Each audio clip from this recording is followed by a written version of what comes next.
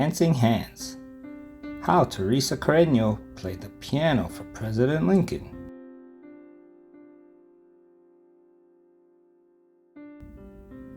Written by Margarita Engel, illustrated by Rafael Lopez. When Teresa was a little girl in Venezuela, Mama sang lullabies, while Papa showed Teresita how to let her happy hands dance across all the beautiful dark and light keys of a piano.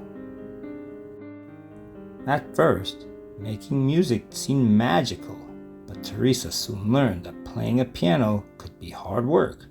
Sometimes she had to struggle to make the stubborn music behave as she practiced gentle songs that sounded like colorful birds singing in the dark and light branches of a shade-dappled mango tree, and powerful songs that roared like prowling jaguars beside towering waterfalls in a mysterious green jungle. If Teresa felt sad, music cheered her, and when she was happy, the piano helped her share bursts of joy. By the time she was 6, she could write her own songs, and at 7, she performed in a peaceful chapel of a magnificent cathedral, playing hymns that shimmered like hummingbirds. Music was Teresita's delight, but suddenly, when she was 8, a war changed everything. Guns blazed, swords flashed, and poor Papa had to rush the whole family down to the seashore and onto a ship, into a storm where wind howled, waves rolled, barrels tumbled, ropes snapped, and clouds bucked and kicked across the wild sky like angry mules. By the time the ship arrived in New York, Teresa felt lost. She was homesick. How could she ever play happy songs again in this unfamiliar country where she did not know a single friend? Few people spoke Spanish, and all around her, curious strangers stared and whispered, as if her whole family belonged in a museum of oddities.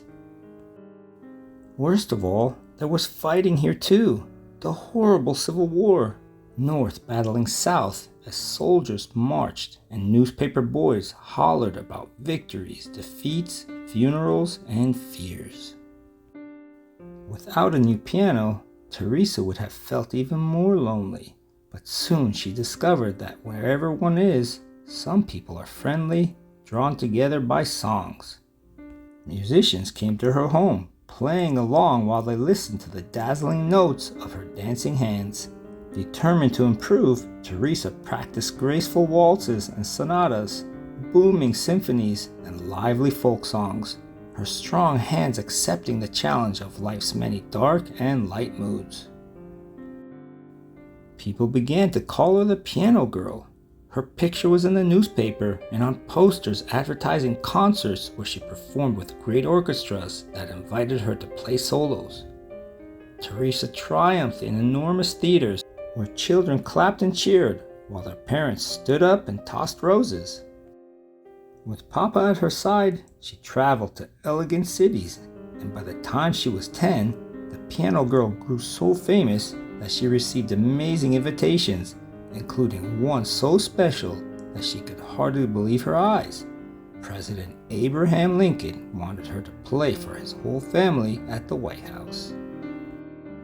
But the country was still at war, so Teresa arrived in Washington, D.C. at a time when freed slaves were signing up to be soldiers. The injured moaned and the nurses groaned from the sheer weariness of caring for so many fevers and wounds. Not long ago, the president's young son had fallen sick and had died. Men argued about battles lost, battles won, speeches made, victory delayed. Teresa began to worry. How could music soothe so much trouble? Poor Abraham Lincoln. Teresa hoped she could entertain the president, his grieving wife, and their 2 surviving sons. Her fingers might stumble, the rhythms emerging too slow or too fast.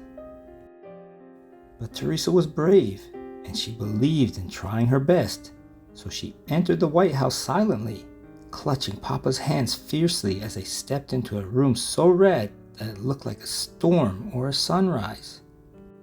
Teresa remembered how it felt to be a homeless refugee, and how lonely she had been surrounded by strangers, some of them rude and others kind.